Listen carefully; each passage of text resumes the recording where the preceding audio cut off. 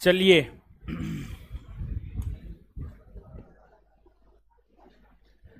आ जाइए सब लोग। 5 से 7 का मॉडर्न हिस्ट्री का पीडीएफ शेयर कर दीजिए। निराला प्रसाद गुप्ता उस बैच में लिखाया जाता है, तो आराम से बैठ करके लिखिए, पीडीएफ शेयर नहीं किया जाएगा। सर कोई ऑब्जेक्टिव बुक बताइए जिसमें जीके जीएस कंप्लीट हो जाए। लुसेंट ऑब्जेक्टिव कीजिए, लुसेंट ऑब्जेक्टिव एक आता है वो कीजिए, या फिर घटना चक्र कर लीजिए, या पूर्वावलोकन, या फिर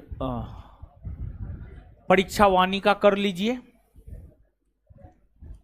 बहुत सारा आता है, कोई भी एक उठा करके कर लीजिए, ठीक है। चलिए कमेंट हटा दीजिए। अब आइए पढ़ते हैं। देखिए आपको जो है 7 से 9 बैच है ना। हाँ 7 से 9 बैच है। हाँ वही जो भी है 7:30 से 9, ठीक है, जो भी बैच है ठीक है। तो आपको जो है खत्म होने वाला है फिजिक्स भी, हमको लगता है लाइट चल रहा है। लाइट के बाद इलेक्ट्रिसिटी और हीट।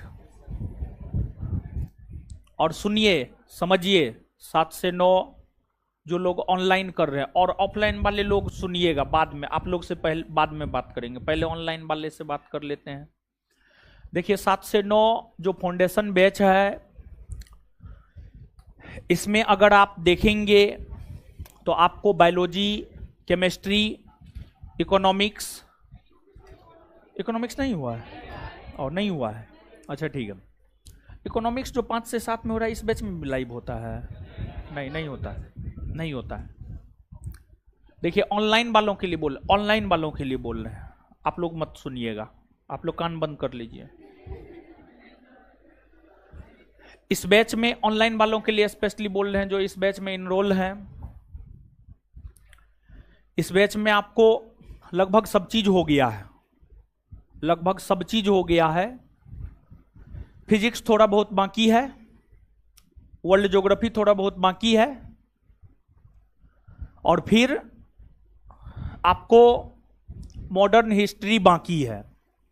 और मॉडर्न हिस्ट्री तो आप लोगों का 5 से 7 में ही चलता है, तो 5 से 7 में तो आप मॉडर्न हिस्ट्री कर ही रहे हैं। तो मॉडर्न हिस्ट्री, फिजिक्स थोड़ा, और इकोनॉमिक्स थोड़ा, सॉरी वर्ल्ड ज्योग्राफी थोड़ा बाकी है। वर्ल्ड ज्योग्राफी बहुत आने वाले 5-7 दिन में खत्म हो जाएगा, बहुत से बहुत 10 दिन में खत्म हो जाएगा। और फिर हमारा क्लास आपके बैच में नहीं होगा, आपके बैच में हमारा क्लास नहीं होगा। ऑनलाइन वाल को बोल रहे हैं, ऑफलाइन मत सुनिए, ऑफलाइन कान बंद रखिए आप लोग, ठीक है। और फिर जो है आपको 5 से 7 आप मॉडर्न पढ़ लीजिएगा, हमारा काम खत्म। पॉलिटी पहले पढ़ा दिए, फिर इंडियन ज्योग्राफी पढ़ाए, वर्ल्ड ज्योग्राफी पढ़ाए, फिर हिस्ट्री भी पढ़ा ही दे रहे हैं। तो इस प्रकार आपका सब चीज जो है लगभग में हो जाएगा। और फिर इसके बाद जो है साइंस में भी लगभग सब चीज हो गया है, इकोनॉमिक्स भी आपको हो ही गया है। आप अपने एप्लीकेशन पर जाकर के देखिएगा, इकोनॉमिक्स भी आपको हुआ है, ठीक है। तो ये चीज हो गया आपको ऑनलाइन वालों के लिए। अब ऑफलाइन वालों का जहां तक सवाल है, अब इसमें कोई ऐसे होंगे जो नया वर्ल्ड ज्योग्राफी से पढ़ना शुरू किए होंगे, कुछ ऐसे होंगे जो इंडियन ज्योग्राफी से पढ़ रहे होंगे, कुछ ऐसे होंगे जो इंडियन पॉलिटी से पढ़ रहे होंगे, ठीक है। कोई ऐसे होंगे जो फिजिक्स से पढ़ रहे हैं, कोई केमिस्ट्री से पढ़ रहे हैं, कोई बायोलॉजी से पढ़ रहे हैं। सबका अलग अलग है, समझ गए, सबका अलग अलग है। कोई किसी और से, कोई किसी और सब्जेक्ट से पढ़ रहे हैं, ठीक है। तो आप लोगों को टेंशन नहीं लेना है। और जो है हम आपको बोले थे जब मॉडर्न शुरू हुआ था, बोले थे आप मॉडर्न कर लीजिएगा, बहुत सारे लोग कर भी रहे हैं और कुछ लोग नहीं भी कर रहे हैं। जो नहीं कर रहे हैं कोई बात नहीं है, आगे पढ़ लीजिएगा, और जो कर रहे हैं उनके लिए तो कुछ कहना ही नहीं है। अब कर ही रहे हैं तो उनके लिए हम क्या कहें। तो आप लोग जो है क्या खत्म हुआ है क्या नहीं खत्म हुआ वो तो आप ही जानिएगा, समझे। तो आप देख लीजिएगा अपने तरीका से क्या खत्म हुआ है क्या नहीं हुआ है, और फिर आगे देख लिया जाएगा, जो भी होगा जैसे भी होगा, समझे, जो भी होगा जैसे होगा आगे देख लिया जाएगा। और देखिए आपको अगर अच्छे से पढ़ना है, हर चीज को समझ बूझ करके पढ़ना है, समय तो देना ही पड़ेगा। बिना समय दिए तो कुछ हो नहीं सकता है, समय तो देना पड़ेगा। अब कहिएगा समय नहीं देंगे और पढ़ना भी है तो वो पॉसिबल है नहीं, समझे। तो आइए पढ़ते हैं हम लोग। हेडिंग मारिए, तो यही सब बचा हुआ है। विश्व की नदी, झील, जलप्रपात, नदियों के किनारे बसे शहर, प्रमुख पर्वत, पठार, मैदान, जनजाति, यही सब ना बचा हुआ है। और देखिए एक बात आप जानिए, और जनजाति भी, हाँ जनजाति भी बचा हुआ है। एक बात आप जानिए, इसमें जो आपको नदी है, झील है, इस सब की चर्चा कहीं ना कहीं थोड़ा बहुत हम आपके साथ जरूर किए हैं। मेन दो चैप्टर यहां पे बाकी है, विश्व के प्रमुख पर्वत, पठार, मैदान, और जो है आपको जनजाति। मेन 2 चैप्टर बाकी है, और इसमें और भी कुछ चैप्टर को जो है इंक्लूड करेंगे। पहले जितना है उतना को खत्म कीजिए। हेडिंग मारिए विश्व की प्रमुख नदी, हेडिंग मारिए विश्व की प्रमुख नदी, विश्व की प्रमुख नदी।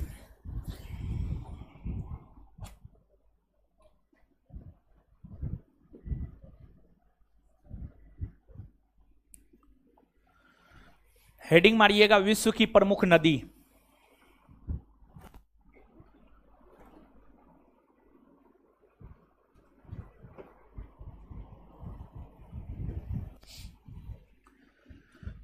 विश्व की प्रमुख नदी, हेडिंग मारिएगा विश्व की प्रमुख नदी,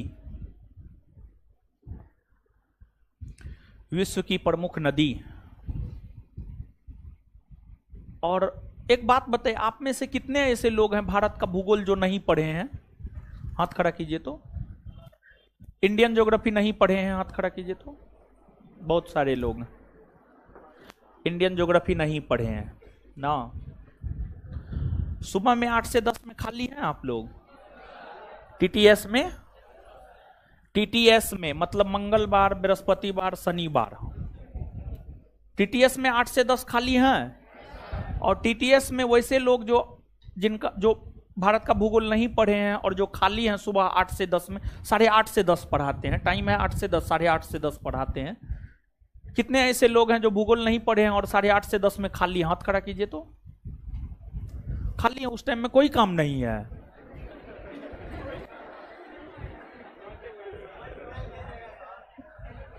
तो सुबह 8 से 10 में जो है ना ज्योग्राफी पढ़ाना शुरू किए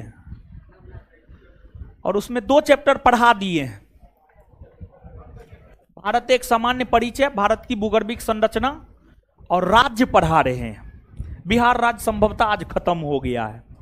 भारत के 2800 राज्य को पढ़ाएंगे, ठीक है, भारत के 2800 राज्य को पढ़ाएंगे। तो बिहार पढ़ा दिए हैं।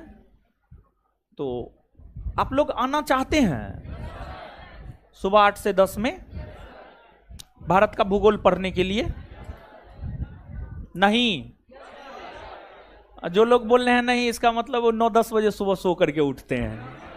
हम समझ रहे हैं आपकी भावना को, थोड़ा सवेरे जगिए महाराज, समझे। आना चाहते हैं? पीछे में भी लोग हैं, आना चाहते हैं आप लोग सुबह 8 से 10 में? नहीं,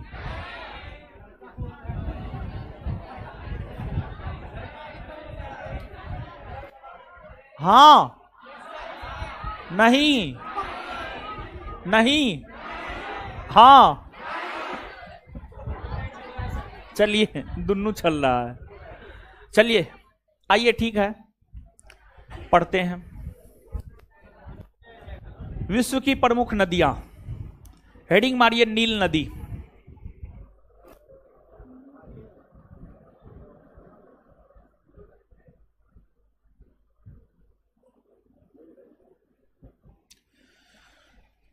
नील नदी,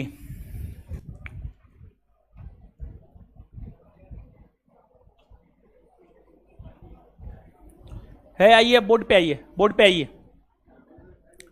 देखिए, जैसे आप लोग जानते हैं कि भागीरथी और अलकनंदा,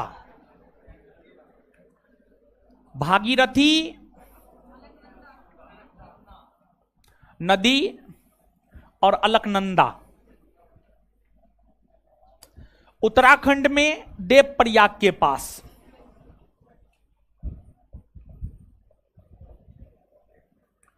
भागीरथी और अलकनंदा नदी उत्तराखंड में देवप्रयाग के पास जब मिलती है तो दोनों नदियों की संयुक्त धारा को ही हम लोग कहते हैं गंगा। गंगा। उसी प्रकार से देखिए, जो नील नदी है,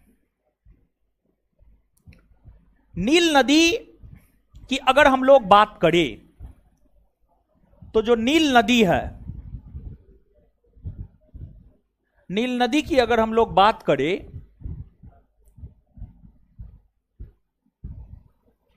तो कुछ हो लगे ले हैं।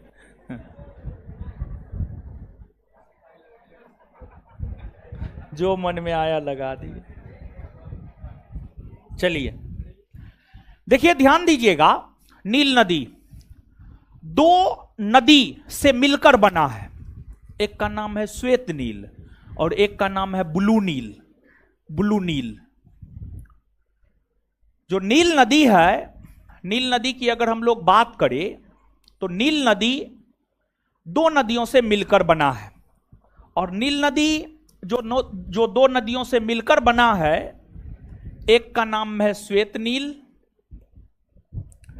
और दूसरे का नाम है ब्लू नील। दूसरे का नाम है ब्लू नील। ब्लू नील, श्वेत नील और ब्लू नील। देखिए, आपको श्वेत नील की अगर हम लोग बात करें तो श्वेत नील अफ्रीका में विक्टोरिया झील है। अफ्रीका की सबसे बड़ी झील विक्टोरिया झील है। अफ्रीका महादेश की सबसे बड़ी झील विक्टोरिया झील है। विक्टोरिया झील से ही श्वेत नील नदी निकलती है। श्वेत नील नदी निकलती है। श्वेत नील नदी विक्टोरिया झील से निकलती है। और आप सब लोग जानते हैं, नदी जहां से निकलती है उसे कहते हैं उसका उद्गम। उसे क्या कहते हैं? उसका उद्गम। नदी जहां से निकलती है उसे कहते हैं उसका उद्गम। और नदी जहां समुद्र या सागर में मिलती है उसे कहते हैं उसका संगम या मुहाना। क्या कहते हैं? संगम या मुहाना। संगम या मुहाना। अब आप देखिएगा, श्वेत नील नदी विक्टोरिया झील से निकलती है, मतलब श्वेत नील नदी का उद्गम स्थल विक्टोरिया झील है। और यह श्वेत नील नदी उत्तर की ओर बहती है। उत्तर की ओर बहती है। उत्तर की ओर बहती है। इसके बाद इथियोपिया है एक देश, इथियोपिया। इथियोपिया, इसकी राजधानी है आदिस अबाबा। आदिस अबाबा, इथियोपिया की राजधानी आदिस अबाबा। इथियोपिया से एक दूसरी नदी निकलती है और इथियोपिया से जो दूसरी नदी निकलती है उसे कहते हैं ब्लू नील। ब्लू नील, ब्लू नील कहते हैं। क्या कहते हैं? ब्लू नील। ब्लू नील कहते हैं। और श्वेत नील और ब्लू नील सूडान की राजधानी खार्तूम के निकट आपस में मिलती है। सूडान की राजधानी खार्तूम। सूडान की राजधानी खार्तूम के निकट श्वेत नील और ब्लू नील आपस में मिलती है, और सूडान की राजधानी खार्तूम के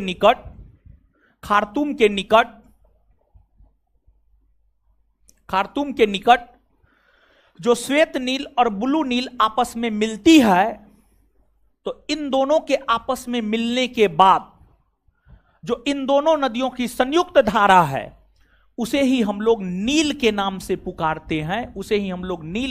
पुकारते हैं, और यह नदी आगे बहती हुई मिस्र के तट पर अपना जल गिराती है भूमध्य सागर में। यह भूमध्य सागर है ना जी, भूमध्य सागर है। ये कई दफा हम आपको बतलाए हैं कि यूरोप, अफ्रीका, एशिया महादेश के बीच में जो जलीय भाग है यह है आपको भूमध्य सागर। भूमध्य सागर में जो है आपको अपना जल नील नदी गिराती है, अर्थात नील नदी का संगम या मुहाना है भूमध्य सागर। और इस नदी का अपवाह क्षेत्र अगर देखा जाए तो इस नदी का अपवाह क्षेत्र जो है इथियोपिया, इसके बाद जो है आपको तंजानिया भी हो जाएगा, केन्या भी हो जाएगा, इसके बाद जो है आपको युगांडा भी हो जाएगा, फिर इसके बाद सूडान हो जाएगा, मिस्र हो जाएगा, इथियोपिया हो जाएगा।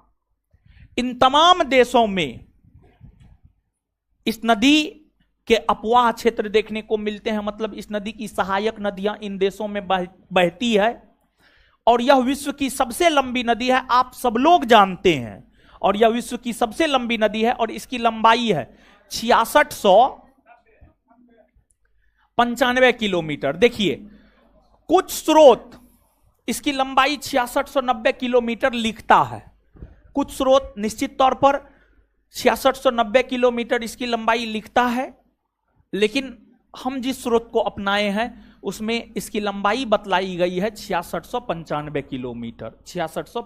किलोमीटर। और इसी नदी पर आसवान बांध है, नील नदी पर ही जो है आसवान बांध है। और मिस्र की राजधानी जो काहिरा है वो कौन नदी के तट पर है? नील नदी के तट पर है। और मिस्र को नील नदी की देन मानी जाती है, और नील नदी के तट पर ही मिस्र की सभ्यता का विकास हुआ था। जैसे सिंधु नदी के तट पर हड़प्पा सभ्यता का विकास हुआ था, उसी प्रकार से नील नदी के तट पर जो है आपको मिस्र की सभ्यता का विकास हुआ था। और नील नदी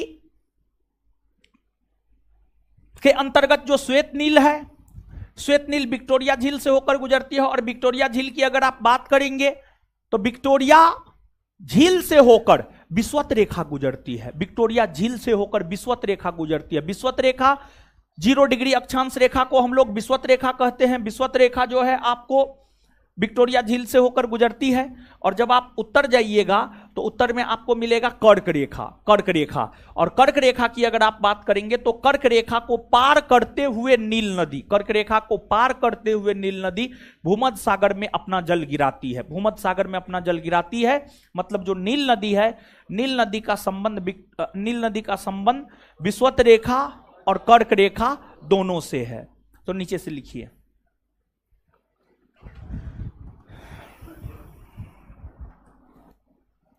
लिखिएगा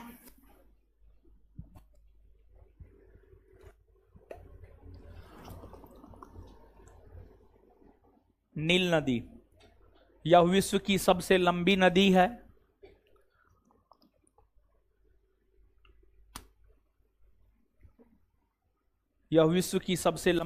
है।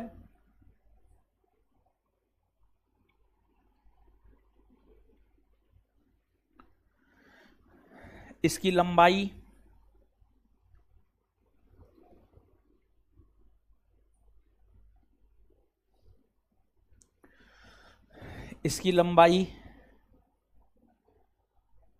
6695 किलोमीटर है।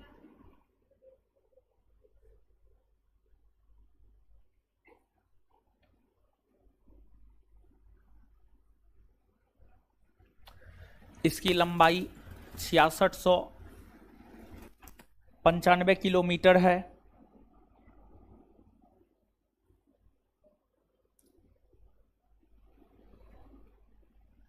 Full stop.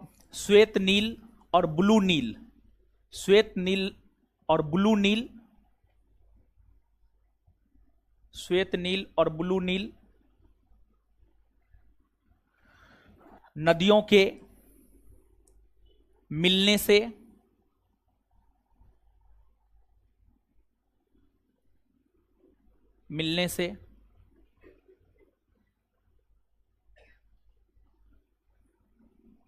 नील नदी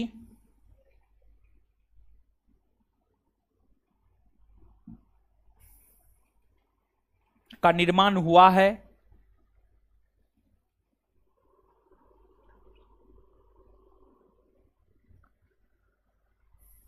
श्वेत नील नदी विक्टोरिया झील से निकलती है।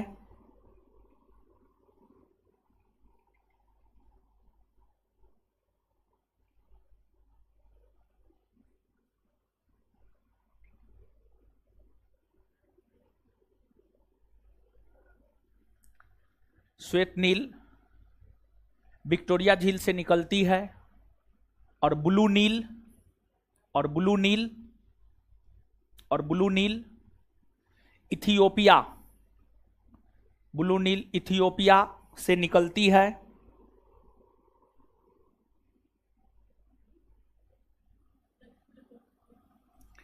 ब्लू नील इथियोपिया से निकलती है। आगे चलकर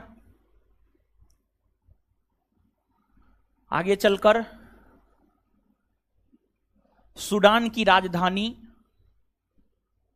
आगे चलकर सूडान की राजधानी खार्तूम के निकट, आगे चलकर सूडान की राजधानी खार्तूम के निकट, आगे चलकर सूडान की राजधानी खार्तूम के निकट, आगे चलकर सूडान की राजधानी खार्तूम के निकट श्वेत नील और ब्लू नील आपस में मिलती है।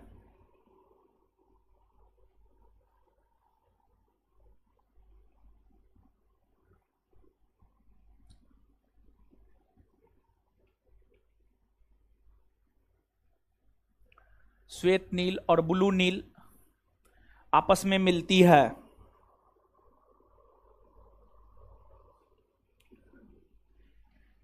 आपस में मिलती है और यह नदी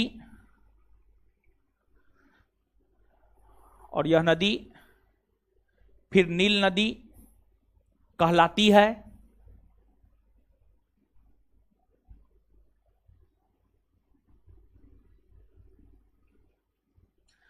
यह नदी उत्तर की ओर बहती हुई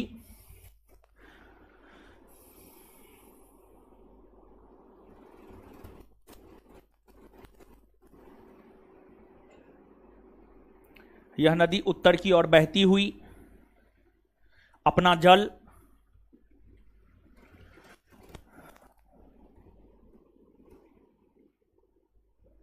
भूमध्य सागर में गिराती है।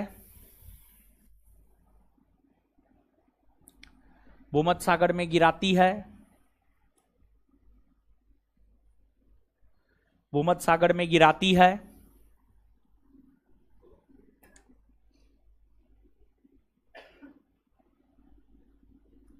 इस नदी पर ही आसवान बांध, इस नदी पर ही आसवान बांध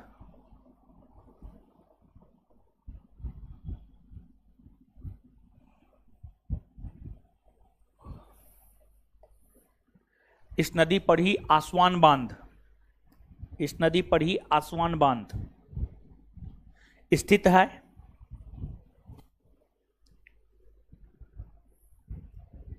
मिस्र को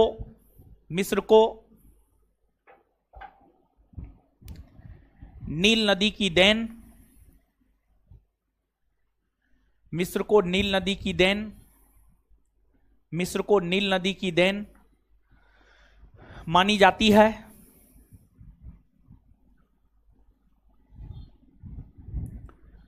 मिस्र को नील नदी की देन मानी जाती है।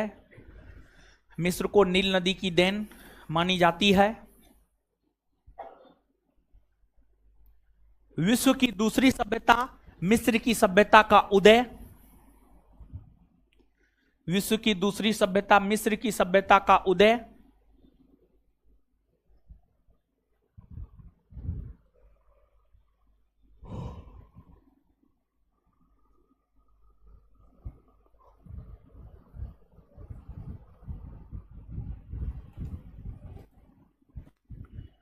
विश्व की दूसरी सभ्यता मिस्र की सभ्यता का उदय या विकास। उदय नील नदी के तट पर ही हुआ था। नील नदी के तट पर ही हुआ था।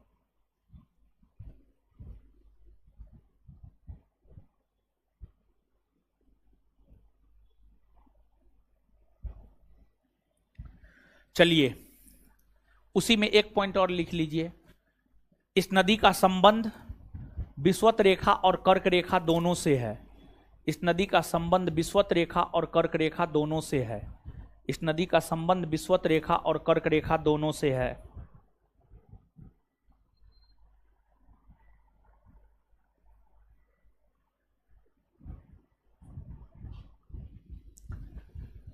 इस नदी का संबंध विषुवत रेखा और कर्क रेखा दोनों से है। इस नदी का संबंध विषुवत रेखा और कर्क रेखा दोनों से है। इस नदी का संबंध विषुवत रेखा और कर्क रेखा दोनों से है। Full stop.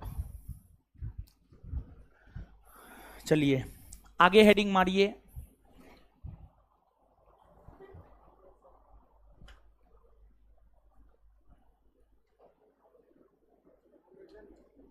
अमेजन नदी। हाँ हेडिंग मारिए अमेजन नदी।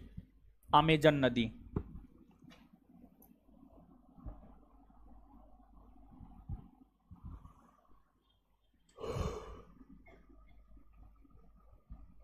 अमेजन नदी। अमेजन नदी। आइए अमेजन नदी पर देखते हैं, सुनते हैं, समझते हैं। अमेजन नदी देखिए। अमेजन नदी, नदी बेसिन समझते हैं क्या होता है? नदी बेसिन है। नदी बेसिन मुख्य तौर पर नदी का जो बहाव क्षेत्र होता है, नदी का जो बहाव क्षेत्र होता है, नदी के बहाव क्षेत्र के, नदी के बहाव क्षेत्र वाले इलाके तथा उसके आसपास के इलाके को नदी बेसिन कहते हैं। नदी बहती है न हो, है? नदी जिस क्षेत्र से होकर बहती है वह उसका बहाव क्षेत्र है। नदियों के बहाव क्षेत्र और उसका जो आसपास का इलाका है उसी को बेसिकली हम लोग नदी बेसिन कहते हैं। या आप ये भी कह सकते हैं नदी के बहाव का जो इलाका है वही आपको नदी बेसिन होता है। और जानते हैं अमेजन नदी बेसिन, अमेजन नदी बेसिन किसके लिए प्रसिद्ध है पता है? अमेजन नदी बेसिन जैव विविधता के लिए प्रसिद्ध है। जैव विविधता के लिए प्रसिद्ध है, बायोडायवर्सिटी के लिए प्रसिद्ध है। अमेजन नदी बेसिन जैव विविधता के लिए प्रसिद्ध है, जैव विविधता के लिए। अब कहिएगा जैव विविधता क्या होता है? जैव विविधता क्या होता है? बायोलॉजी अगर आप पढ़े होंगे, बायोलॉजी कितने लोग पढ़े हैं? हाथ खड़ा कीजिए तो। बायोलॉजी कितने लोग पढ़े? हाथ खड़ा कीजिए तो। बस इतना ही लोग बायोलॉजी पढ़े हैं। हाँ? लड़की लोग में कोई पढ़ी है बायोलॉजी? कोई ने पढ़ी है?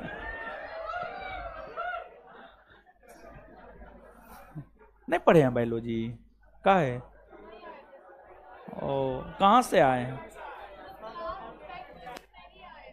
ओ कहां से पढ़ रहे हैं?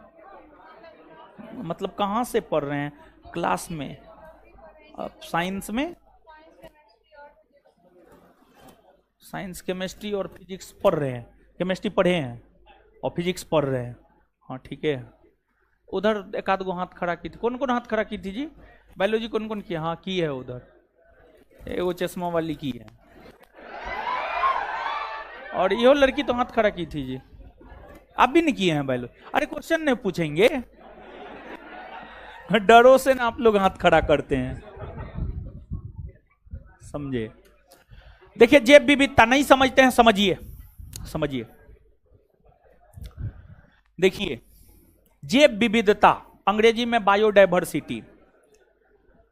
देखिए अगर कोई क्षेत्र हो, कोई भूभाग हो, कोई इलाका हो, वहां पर एक साथ अनेकों प्रकार का वृक्ष या अनेकों प्रकार का पेड़ पौधा, अनेकों प्रकार का जीव जंतु, अगर किसी क्षेत्र में, किसी भूभाग में अनेकों प्रकार के वृक्ष, अनेकों प्रकार के पेड़ पौधा या वृक्ष, अनेकों प्रकार का जीव जंतु एक साथ पाया जाता है, तो उस स्थल को लेकर यह माना जाता है कि वह क्षेत्र जो है जैव विविधता के लिए प्रसिद्ध है। वहां पर मतलब अनेकों प्रकार के वृक्ष, पेड़ पौधा और जीव जंतु जो है आपको पाया जाता है। और देखिए पर्यावरणीय संतुलन बनाए रखने के लिए, पर्यावरणीय संतुलन बनाए रखने के लिए, पर्यावरणीय संतुलन बनाए रखने के लिए, पर्यावरणीय संतुलन बनाए रखने के लिए हर प्रकार के जीव जंतु का होना आवश्यक है। मेढक का भी होना जरूरी है, सांप का भी होना जरूरी है, हिरण का भी होना जरूरी है, घास का होना भी जरूरी है, शेर का होना भी जरूरी है, मानव का होना भी जरूरी है, बकरी का होना भी जरूरी है। अगर मान लिया जाए मेढक को कौन खाता है? सांप। अगर मान लिया जाए सांप नहीं होगा तो मेढक की संख्या पृथ्वी पर बहुत अधिक हो जाएगी, मानव का रहना मुश्किल हो जाएगा। सांप को कौन खाता है? चील, चील, नेबला। तो अगर मान लिया जाए कि चील नहीं होगा तो सांप की संख्या अधिक हो जाएगी। अगर मान लिया जाए मानव नहीं होगा तो बकरी की संख्या अधिक हो जाएगी। मानव सब बकरी काट काट के खाता है ना। और अगर मान लिया जाए बकरी है, घास, सब एक दूसरे के ऊपर डिपेंड करता है, सब चीज का होना जरूरी है। जैसे स्वस्थ रहने के लिए वसा, कार्बोहाइड्रेट, खनिज लवण, पानी, सब चीज होना जरूरी है, सब चीज आवश्यक है, सब कुछ आवश्यक है। वैसे ही सब कुछ आवश्यक है, वैसे ही जो है आपको सब चीज का होना आवश्यक है, सभी प्रकार के जीव जंतुओं का, पेड़ पौधा का होना आवश्यक है। और एक बात जानिए, सबसे ज्यादा जैव विविधता किस क्षेत्र में देखने को मिलता है पता है? विषुवतरेखीय क्षेत्र में, विषुवतरेखीय क्षेत्र में, विषुवतरेखीय क्षेत्र में, विषुवतरेखीय क्षेत्र में सबसे ज्यादा जैव विविधता देखने को मिलता है। और विषुवतरेखीय क्षेत्र में सबसे ज्यादा जैव विविधता इसलिए देखने को मिलता है क्योंकि विषुवतरेखीय क्षेत्र में प्रत्येक दिन बारिश होता है। विषुवतरेखीय क्षेत्र में दोपहर के 2 बजे के बाद प्रत्येक दिन बारिश होता है और सूर्य अस्त होने से पहले बारिश खत्म हो जाता है। तो देखिए ना, आप जब बारिश का मौसम आता है, थोड़ा सा आप बारिश के मौसम में गौर कीजिएगा। जब बारिश का मौसम आता है, जब बारिश होता है, छोटा छोटा जीव जंतु सब जो है पानी में आप देखेंगे तैरने लगता है। फिर घास हो गया, वृक्ष हो गया, सब में हरियाली सा आ जाता है। ऐसा होता है कि नहीं होता है? ऐसा होता है। तो विषुवतरेखीय क्षेत्र जैव विविधता के लिए प्रसिद्ध होता है। और विषुवतरेखीय क्षेत्र में जैव विविधता मतलब विषुवतरेखीय क्षेत्र में अनेकों प्रकार के वृक्ष, अनेकों प्रकार के जीव जंतु, अनेकों प्रकार के जीव जंतु जो है आपको उस क्षेत्र में देखने को मिलता है। तो जो अमेजन नदी है और जो अमेजन नदी बेसिन है, संभवतः विश्व में सबसे अधिक जैव विविधता वाला क्षेत्र, विश्व में सबसे अधिक जैव विविधता वाला क्षेत्र अमेजन नदी बेसिन है। अमेजन नदी बेसिन का इलाका विश्व में सबसे अधिक जैव विविधता वाला क्षेत्र माना जाता है।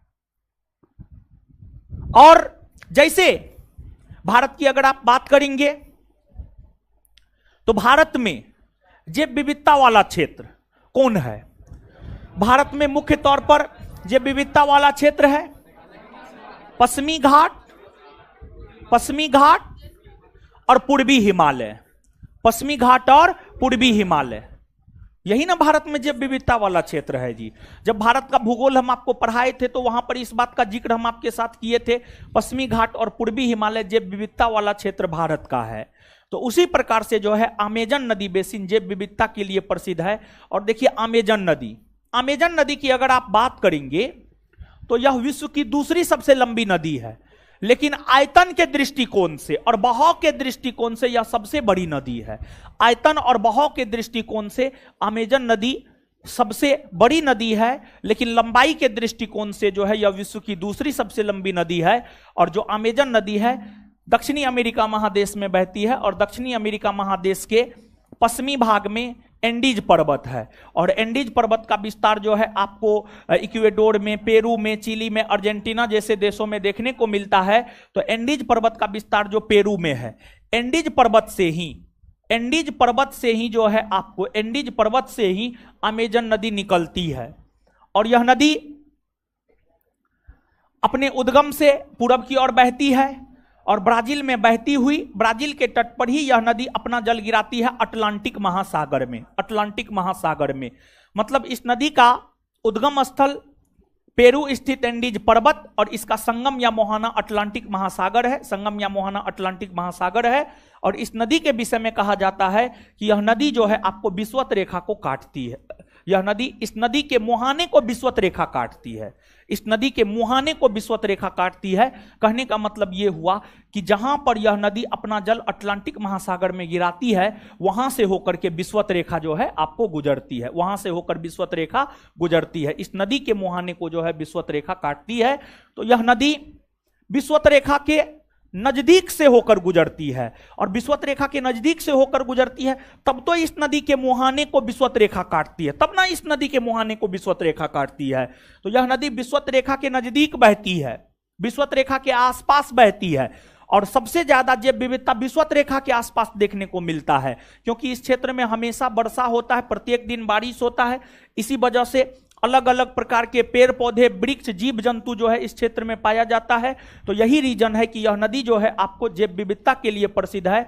और अमेजन नदी बेसिन वाले क्षेत्र में जो घास का मैदान पाया जाता है उसे सेल्वास कहते हैं। क्या कहते हैं? सेल्वास कहते हैं। नीचे से लिखिए,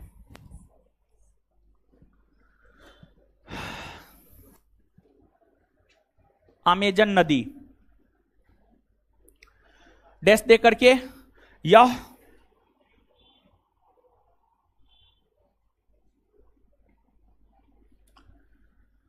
दक्षिणी अमेरिका महादेश में बहने वाली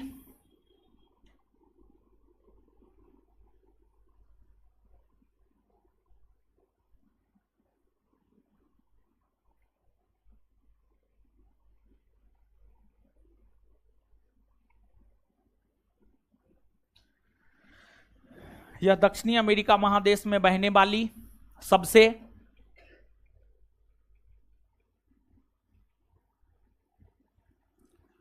लंबी नदी है।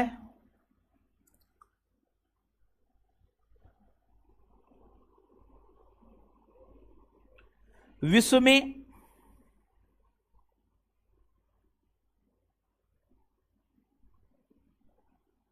लंबाई के दृष्टिकोण से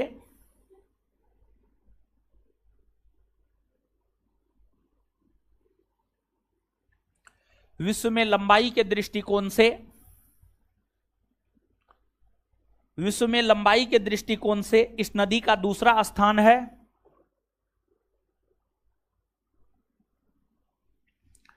विश्व में लंबाई के दृष्टिकोण से इस नदी का दूसरा स्थान है। विश्व में लंबाई के दृष्टिकोण से इस नदी का दूसरा स्थान है। इसकी लंबाई 6296 किलोमीटर है।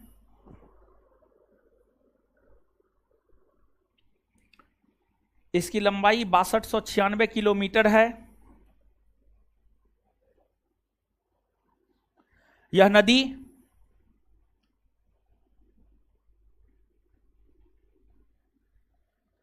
पेरू स्थित पेरू पेरू पेरू पेरू स्थित एंडीज पर्वत से निकलती है, पेरू स्थित एंडीज पर्वत से निकलती है, पेरू स्थित एंडीज पर्वत से निकलती है। यह नदी पेरू स्थित एंडीज पर्वत से निकलती है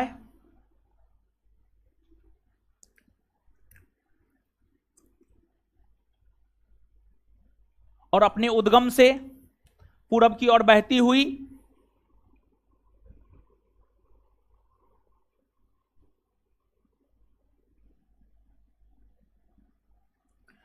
यह अपने उद्गम से पूरब की ओर बहती हुई ब्राजील के तट पर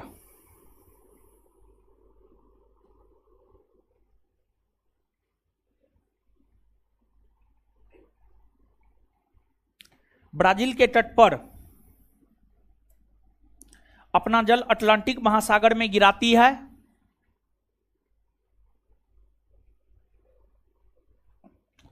अपना जल अटलांटिक महासागर में गिराती है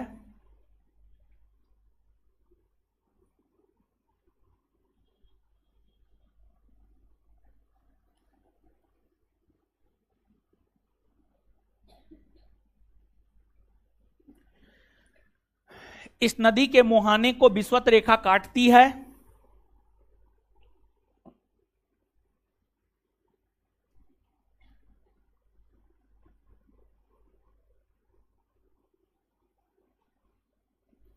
इस नदी के मुहाने को विषुवत रेखा काटती है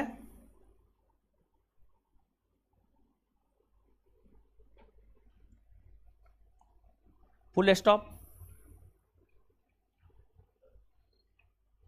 जैव विविधता के दृष्टिकोण से जैव विविधता के दृष्टिकोण से जैव विविधता के दृष्टिकोण से जैव विविधता के दृष्टिकोण से जैव विविधता के दृष्टिकोण से अमेजन नदी बेसिन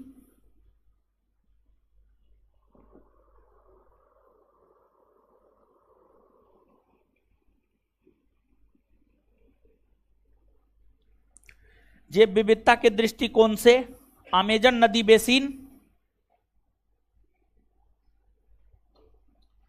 सबसे अधिक संपन्न क्षेत्र है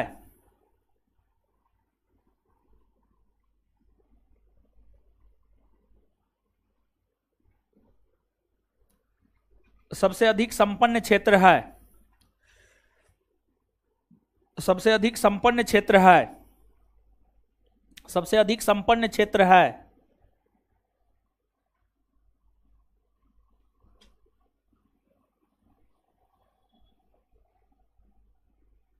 अच्छा सिलेबस कहते हैं विश्वतीय वन कोई लिखाए हैं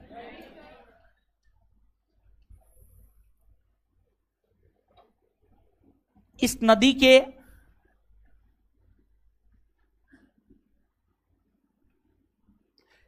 इस नदी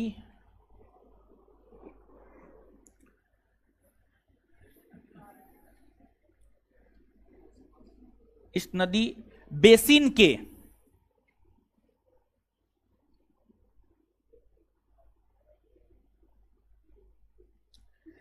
इस नदी बेसिन के इस नदी बेसिन के क्षेत्र में पाए जाने वाले विश्वतीय वनों को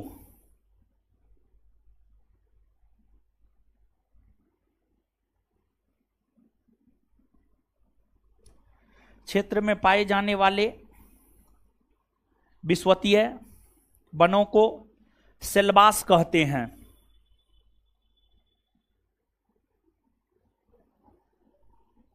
विश्वतीय वनों को सेलबास कहते हैं सेलबास सेलबास कहते हैं यह नदी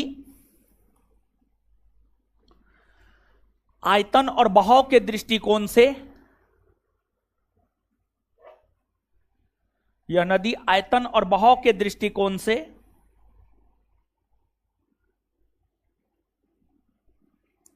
यह नदी आयतन और बहाव के दृष्टिकोण से, यह नदी आयतन और बहाव के दृष्टिकोण से सबसे बड़ी नदी है।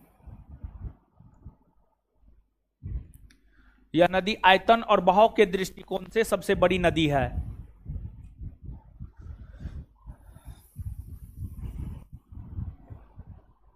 चलिए आगे देखिए, विश्व की सबसे बड़ी नदी नील, नील के बाद दूसरी अमेजन और तीसरी है Mississippi Missouri, Mississippi Missouri.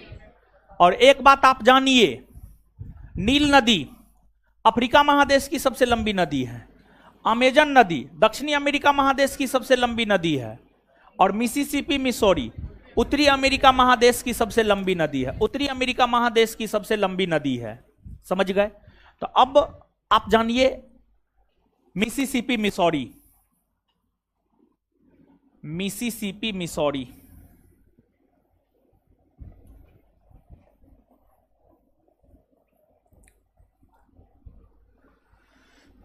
Missouri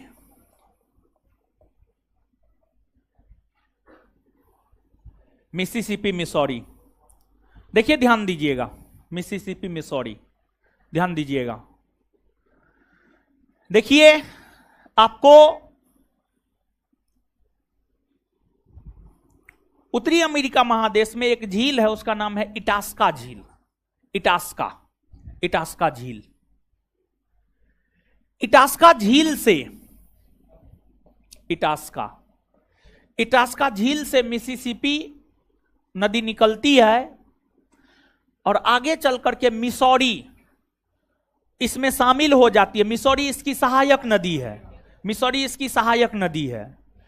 देखिए मूल नदी है मिसिसिपी, मूल नदी मिसिसिपी है, उसमें आकर के मिसौरी मिल जाती है। मिसौरी मिसिसिपी की सहायक नदी है और दोनों नदियों को संयुक्त रूप से हम लोग मिसिसिपी मिसौरी कहते हैं। और इस नदी की लंबाई है 6240 किलोमीटर, 6240 किलोमीटर। यह नदी उत्तरी अमेरिका महादेश के इटास्का झील से निकलती है और अपने उद्गम से यह नदी दक्षिण की ओर बहती है, और अपने उद्गम से यह नदी दक्षिण की ओर बहती हुई अपना जल मेक्सिको की खाड़ी में गिराती है, अपना जल गिराती है मेक्सिको की खाड़ी में। यह मेक्सिको की खाड़ी है, मेक्सिको की खाड़ी है, मेक्सिको की खाड़ी है। खाड़ी समझते हैं ना जी? वैसा जलीय भाग जो तीन तरफ स्थल से, तीन तरफ स्थल से घिरा हुआ हो और एक तरफ उसका मुख जो है महासागर की ओर खुला हो, महासागर की ओर खुला हो। जैसे बंगाल की खाड़ी,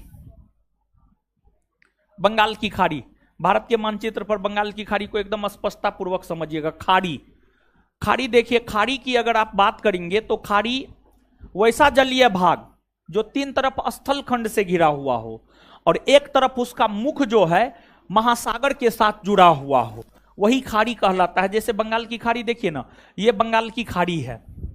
बंगाल की खाड़ी को देखिए, उत्तर में स्थलखंड घेर रहा है, पूरब में स्थलखंड घेर रहा है, पश्चिम में स्थलखंड घेर रहा है। लेकिन इसके दक्षिणी भाग में आइएगा तो इसका दक्षिणी मुख जो है हिंद महासागर की ओर खुला हुआ है।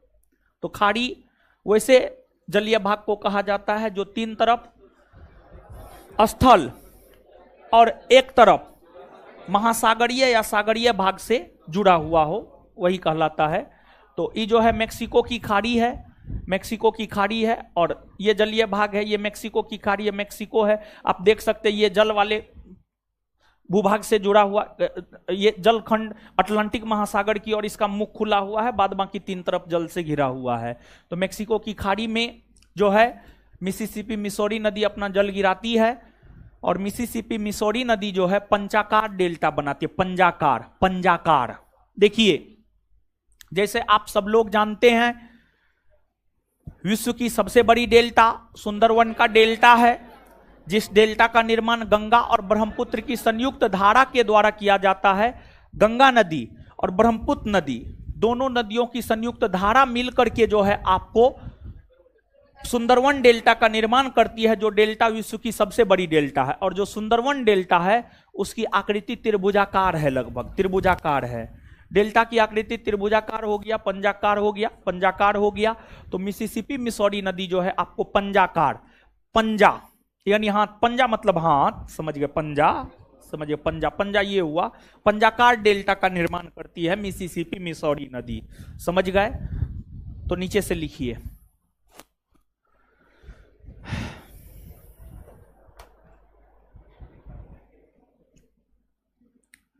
यह नदी इटास्का झील से निकलती है। यह नदी इटास्का झील से निकलती है।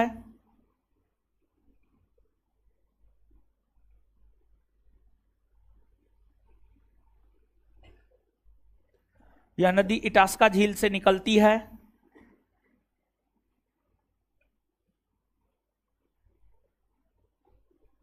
यह नदी इटास्का झील से निकलती है।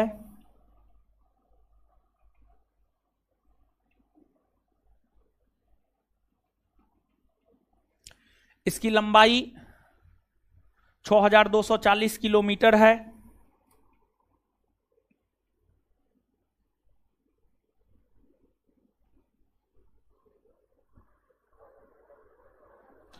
इस नदी की लंबाई 6240 किलोमीटर है।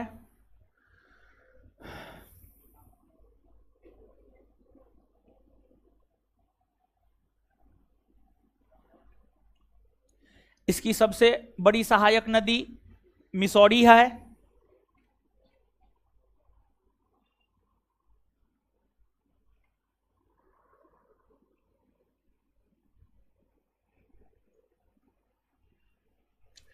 इसकी सबसे बड़ी सहायक नदी,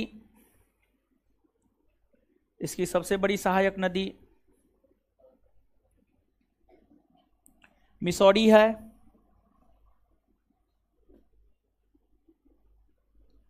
यह नदी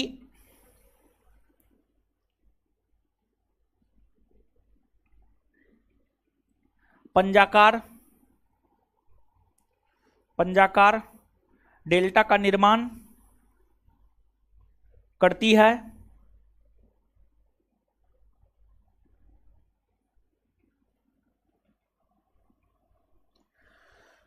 पंजाकार डेल्टा का निर्माण करती है।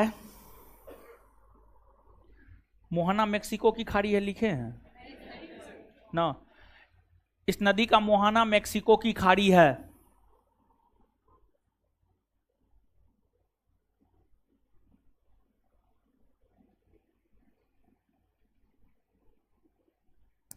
मोहाना मेक्सिको की खाड़ी है।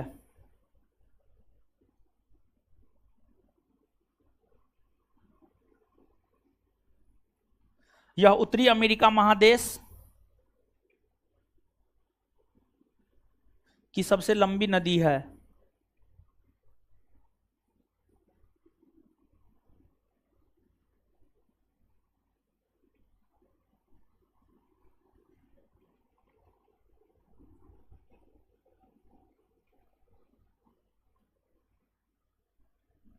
चलिए आगे आइए। अब आगे इसके बाद जो है विश्व की चौथी जो सबसे बड़ी नदी है, विश्व की चौथी जो सबसे बड़ी नदी है यांगटी सिकियांग है। Yangtze Sikiang. तो आगे हम लोग यांगटी सिकियांग के विषय में जानते हैं। Yangtze Sikiang, Yangtze Sikiang. देखिए ध्यान दीजिएगा, यांगटी सिकियांग, यांगटी सिकियांग। देखिए यांगटी सिकियांग नदी की अगर आप बात करेंगे, ये नदी जानते हैं चीन में बहती है। कहां बहती है? चीन में। चीन में यह नदी बहती है। और चीन में एक तिब्बत का पठार है। तिब्बत का पठार जानते हैं? देखिए भारत के उत्तर में चीन है और इस इलाका में आपको तिब्बत का पठार है। तिब्बत का जो पठार है, तिब्बत का जो पठार है, तिब्बत के पठारी इलाका से ही यांगटी सिकियांग नदी निकलती है।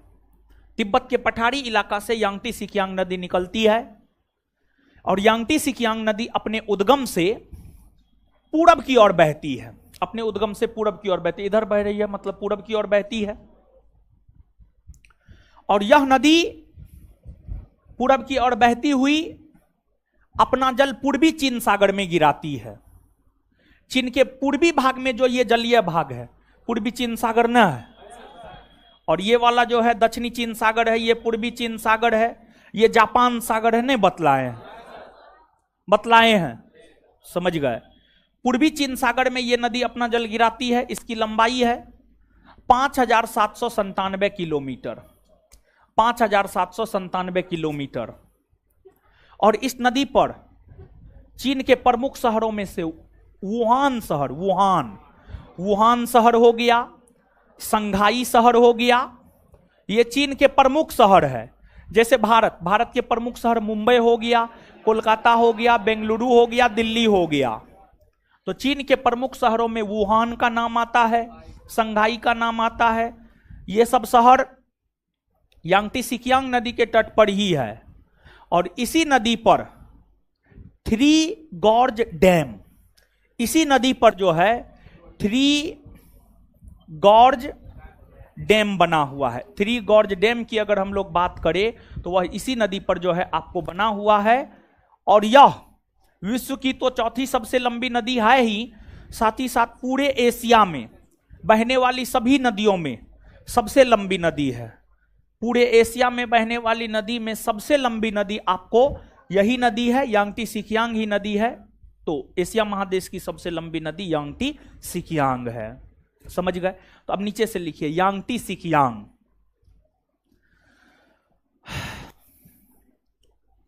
यांगटी सिकियांग लिखिए।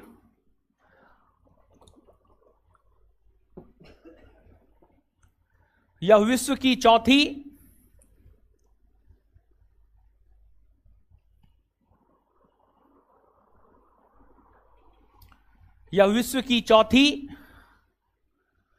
और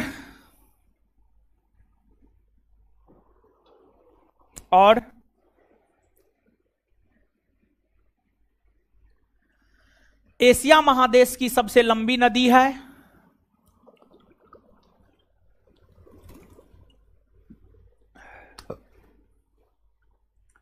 एशिया महादेश की सबसे लंबी नदी है। इसकी लंबाई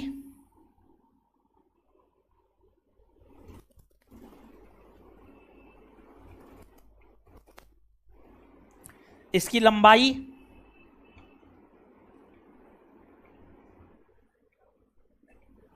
इसकी लंबाई 5,797 किलोमीटर है।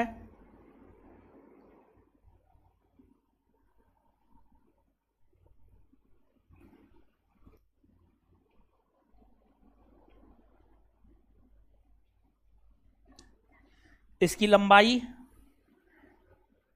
5,797 किलोमीटर है।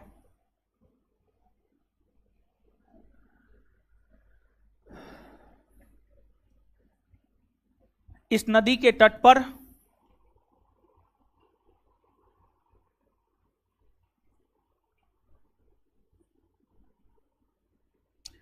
इस नदी के तट पर इस नदी के तट पर इस नदी के तट पर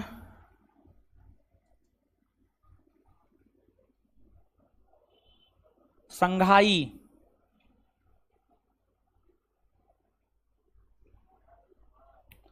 और वुहान, बोर्ड पे लिखा हुआ है संघाई और वुहान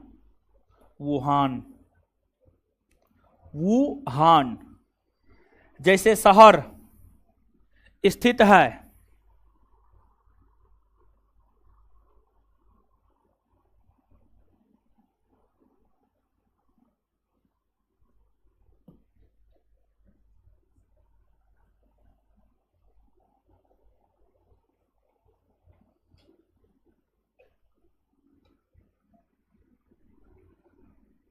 वुहान स्थित है। इस नदी पर इस नदी पर ही 3 गॉर्ज डैम, बोर्ड पे लिखा हुआ है सब चीज। क्या हुआ जी? नहीं दिख रहा है। क्या हुआ? टीवी बंद हो गया? बंद है शुरुए से? अभी बंद हुआ है? क्या हुआ है जी?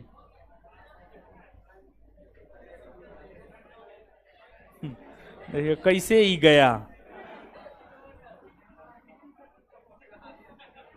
तो एकदम जैसे क्या कहा जाए,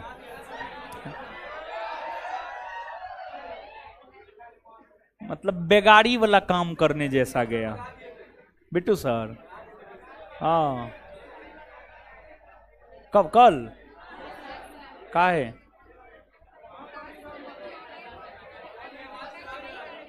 क्या हुआ था? ओ है? कब? आज? हाँ।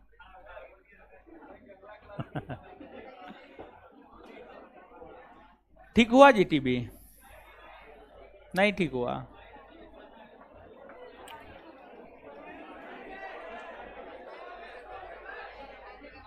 क्या बोल रहे हैं? तो इसी नदी पर 3 गॉर्ज डैम बना हुआ है।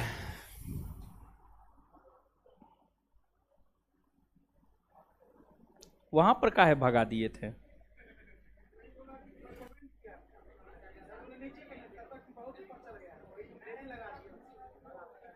अरे कमेंट इतना आता है ना, उस बैच में लाइव रहता है 5,000, 6,000, 10,000 लड़का, एक बार में कमेंट करता है 100 गो लड़का। हाय लिखा तो लिखता है 100, 150, 200, 500, 1000 लड़का लिखता है। एक सेकेंड में वो हाय बढ़ के चल जाता है बाय में, समझे? चलिए लिख लिए। चलिए अब है, हो तो गया। और लिखिए, लंबाई लिखा दिए हैं। इस नदी का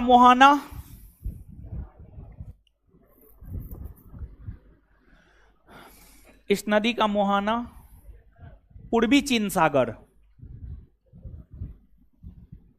में है।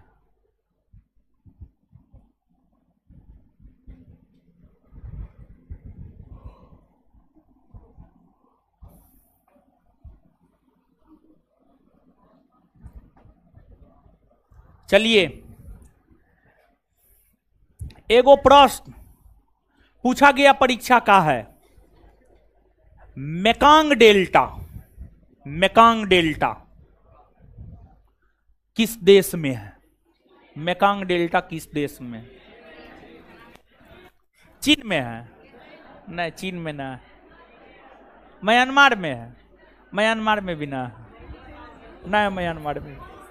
मेकांग नदी को जानिए, वहां पर मेकांग डेल्टा को आप जान लीजिएगा। हेडिंग मारिएगा मेकांग नदी।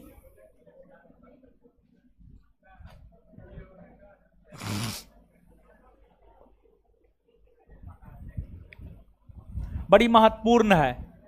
और बिहार एसएससी या बीपीएससी, अब एडजेक्ट ध्यान में नहीं आ रहा, यही दो में से किसी एक परीक्षा का पूछा हुआ।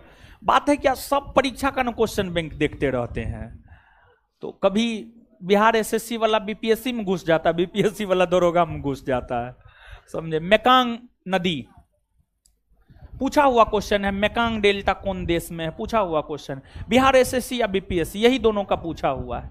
मेकांग नदी लिखिए ना। मेकांग नदी आप जानिए ना, तो वहां से आप मेकांग डेल्टा जान जाइएगा। देखिए, यूं तो एशिया महादेश में कई सारी नदियां बहती है। एशिया महादेश में यांगटी सिकियांग, हांगहो या येलो रिवर, हांगहो या येलो रिवर, इरावदी नदी, साल्विन नदी ब्रह्मपुत्र नदी, सिंधु नदी, ये तमाम नदियां बहती है और एशिया महादेश में ही मेकांग नदी बहती है। मेकांग नदी की अगर हम लोग बात करें तो यह दक्षिण पूर्वी एशिया महादेश की एक प्रमुख नदी है और यह नदी चीन के तिब्बत के पठारी इलाका से, तिब्बत के पठारी इलाका से, चीन में तिब्बत का पठार है, चीन में जो तिब्बत का पठार है उसी पठारी इलाका से यह नदी निकलती है और यह नदी चीन में बहती है। चीन में बहने के बाद लाओस, लाओस के बाद थाईलैंड, कंबोडिया, वियतनाम। तो चीन, लाओस, थाईलैंड, कंबोडिया, वियतनाम, और वियतनाम के तट पर यह नदी अपना जल गिराती है। यह जो सागरीय भाग है यह है दक्षिणी चीन सागर, यह पूर्वी चीन सागर है। चीन के पूर्वी भाग में यह पूर्वी चीन सागर और यह वाला हिस्सा है दक्षिणी चीन सागर, दक्षिणी चीन सागर। तो जो मेकांग नदी है उसका उद्गम तिब्बत के पठार से होता है, उसका संगम या मोहाना दक्षिणी चीन सागर होता है और वियतनाम के तट पर देखिए नदी एक बात बताइए, नदी का जो बहाव होता है, नदी का बहाव क्या सभी क्षेत्र में एक जैसा होता है? नहीं। नदी जब निकलती है तो उसकी बहाव की जो गति होती है काफी तीव्र होती है। नदी जब निकलती है, नदी का जब उद्गम होता है तो उसकी बहाव की गति काफी तीव्र होती है, लेकिन जब धीरे धीरे नदी आगे बढ़ती जाती है तो उसकी बहाव की गति धीरे धीरे कम होती जाती है, धीरे धीरे कम होती जाती है। और नदी जब बहती है तो अपने साथ बालू, कंकर, पत्थर इस सब को लेकर के अपने साथ बहती है कि नहीं बहती है? बहती है ना, हो एकदम बहती है। तो नदी अपने साथ जो अवसाद बहा कर ले जाती है, मतलब बालू, कंकर, पत्थर, चट्टान ये सब जो बहा कर ले जाती है, नदी जब अपने मुहाने पर होती है, मतलब नदी का जब सागर या महासागर में मिलन होना होता है तो उससे पहले नदी का गति जो होता है मंद हो जाता है, मतलब धीमा हो जाता है। नदी के बहाव, नदी में जो जल है, जल के बहाव की गति मंद हो जाती है और गति मंद होने के कारण नदी अपने अवसादों को मुहाने पर जमा करती है और मुहाने पर जो जमा करती है उसी से जो विशेष प्रकार की आकृति बनती है उसी को कहते हैं हम लोग डेल्टा। क्या कहते हैं? डेल्टा। तो देखिए मेकांग नदी तिब्बत के पठार से निकलती है, पठारी भाग से निकलती है, बालू, कंकर, पत्थर सबको बहा करके ले जाती है और यह नदी वियतनाम के तट पर अपना जल गिराती है दक्षिणी चीन सागर में। वियतनाम देखिए मानचित्र पर आइएगा तो यह वियतनाम है, समझ गए? यह है आपको वियतनाम, वियतनाम है। वियतनाम की राजधानी हनोई है, हनोई। उत्तरी वियतनाम, दक्षिणी वियतनाम दो भागों में बटा हुआ है।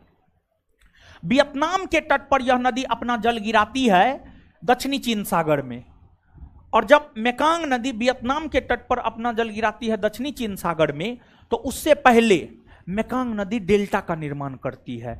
मेकांग नदी अपने साथ बहाकर लाए गए अवसादों को जमा करती है जिसे मेकांग डेल्टा कहते हैं। मेकांग डेल्टा आपको वियतनाम में है। कहां है? वियतनाम में। तो आंसर वियतनाम होता है उसका। लिखिए मेकांग नदी यह तिब्बत के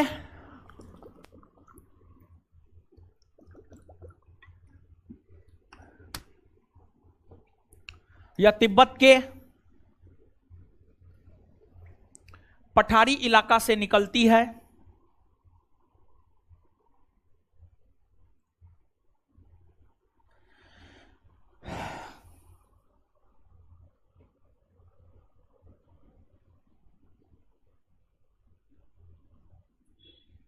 और आगे चलकर अपना जल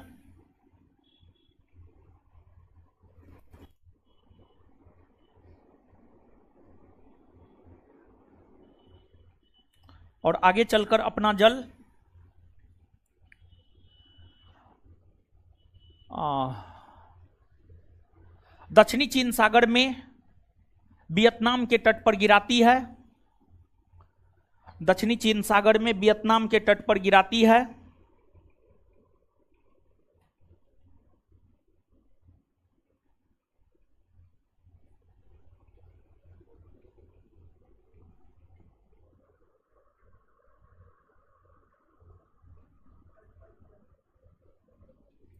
वियतनाम के तट पर गिराती है। वियतनाम के तट पर गिराती है।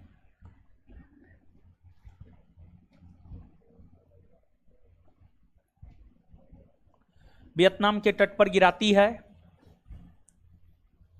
यह नदी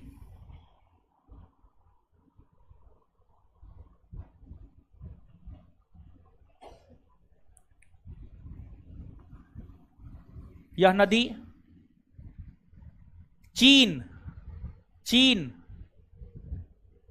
लाओस, थाईलैंड, कंबोडिया, यह नदी चीन, लाओस, थाईलैंड, कंबोडिया और वियतनाम से होकर गुजरती है। और वियतनाम से होकर गुजरती है। और वियतनाम से होकर गुजरती है।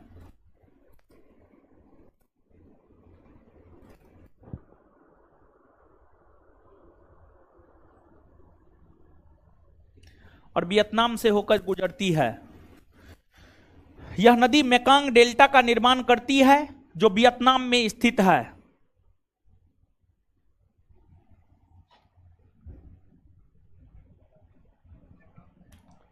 यह नदी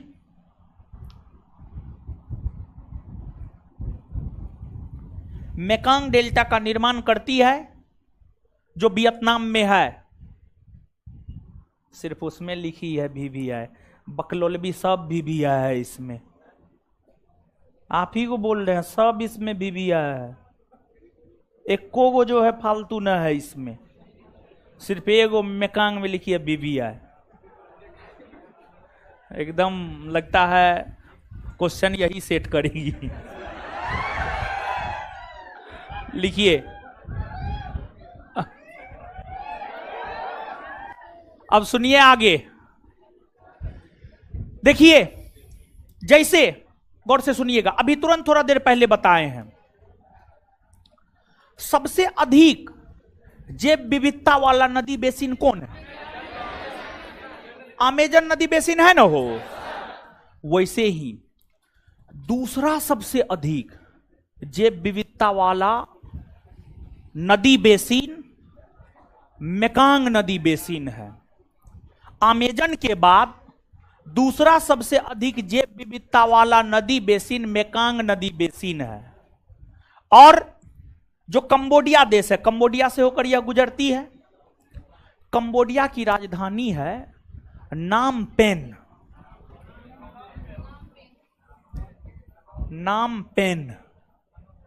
कंबोडिया की राजधानी है। कंबोडिया की राजधानी नाम पेन मेकांग नदी के तट पर है। मेकांग नदी के तट पर है। और दूसरी बात आप ये जानिए कि अभी तुरंत हमने आपको बतलाया है कि मेकांग नदी चीन, लाओस, थाईलैंड, कंबोडिया, वियतनाम से होकर गुजरती है। मेकांग नदी म्यांमार और लाओस के बीच सीमा बनाती है। और दूसरा, मेकांग नदी थाईलैंड और लाओस के बीच भी सीमा बनाती है। थाईलैंड और लाओस के बीच भी सीमा बनाती है। तो मेकांग नदी म्यांमार और लाओस के बीच भी सीमा बनाती है, थाईलैंड और लाओस के बीच भी सीमा बनाती है। तो दोनों बात आप लिखिए, तो लिखिएगा। अमेजन नदी बेसिन के बाद, हाँ उसी में कंटिन्यू लिखना है। अमेजन नदी बेसिन के बाद दूसरा सबसे अधिक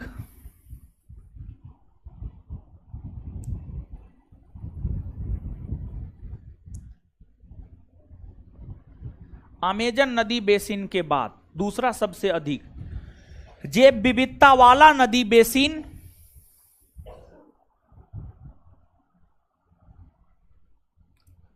अमेजन नदी बेसिन के बाद दूसरा सबसे अधिक जैव विविधता वाला बेसिन, दूसरा सबसे अधिक जैव विविधता वाला बेसिन मेकांग नदी बेसिन है। मेकांग नदी बेसिन है।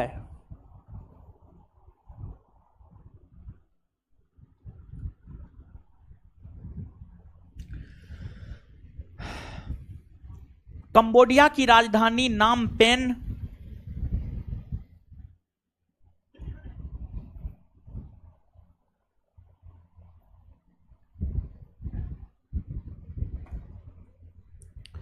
कंबोडिया की राजधानी नाम पेन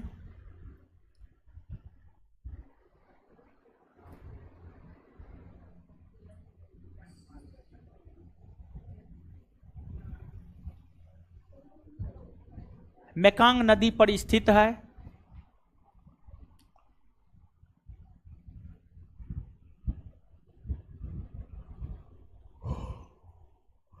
यह नदी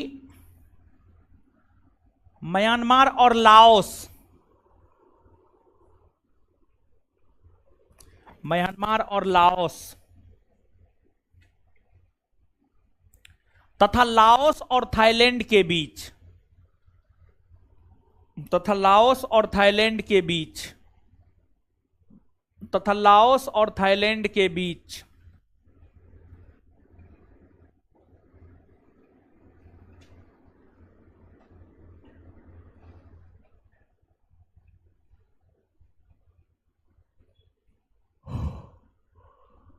तथा लाओस और थाईलैंड के बीच प्राकृतिक सीमा बनाती है।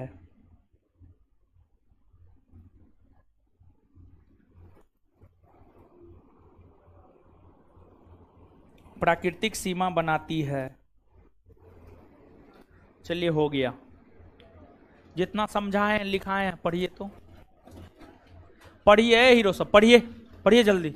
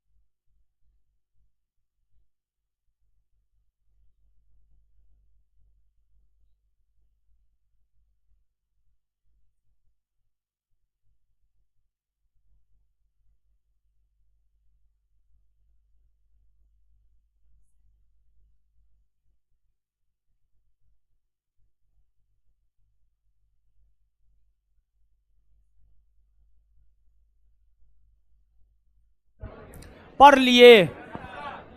लिए हो। आइए तो है हीरो सब, आइए आइए। विश्व की सबसे लंबी नदी कौन है? नील नदी। अफ्रीका महादेश की सबसे लंबी नदी नील नदी है। अफ्रीका महादेश की सबसे लंबी नदी नील नदी। कौन नदी? ज्यादा पढ़ लिया है। अफ्रीका महादेश की सबसे लंबी नदी, दक्षिणी अमेरिका महादेश की सबसे लंबी नदी अमेजन ना। बहाव और आयतन के दृष्टिकोण से सबसे लंबी नदी अमेजन ना। उत्तरी अमेरिका महादेश की सबसे लंबी नदी मिसिसिपी। उत्तरी अमेरिका महादेश की सबसे लंबी नदी। एशिया की सबसे लंबी नदी, एशिया की सबसे लंबी नदी यांगटी। अच्छा एक बात बताइए, श्वेत नील और ब्लू नील आपस में कहां मिलती है? खार्तूम में। कहां मिलती है? श्वेत नील और ब्लू नील आपस में कहां मिलती है? कहां मिलती है? नील नदी का संगम या मुहाना कौन सा सागर है? भूमध्य। नील नदी का संगम या मुहाना कौन सा सागर? कौन सा सागर है? भूमध्य सागर है। चलिए ठीक है। इसके बाद आगे बताइएगा कि पंजाकार डेल्टा का निर्माण कौन नदी करती है? मिसिसिपी। कौन नदी बेसिन सबसे अधिक जैव विविधता के लिए प्रसिद्ध है?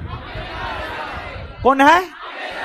कौन नदी बेसिन जो है सबसे अधिक जैव विविधता के लिए प्रसिद्ध है? किस नदी के मुहाने को विषुवत रेखा काटती है?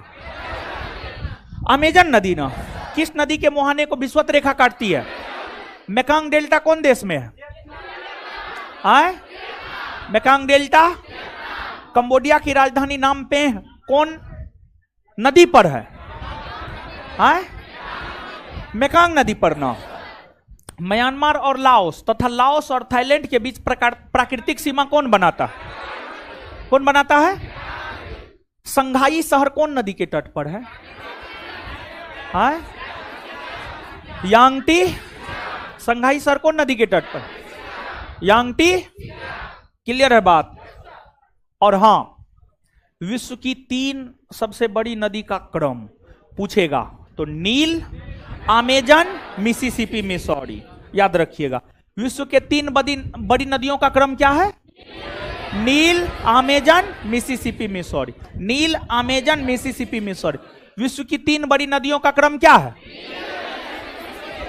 नील, अमेजन, मिसिसिपी। क्लियर है ये बात? इससे आगे अगले क्लास में मिलते हैं। है रुक जाइए, है रोकिए, लड़की लोग निकलिए तो। है रोकिए वहां पे, रोक दीजिए, लड़की लोग निकलिए तो।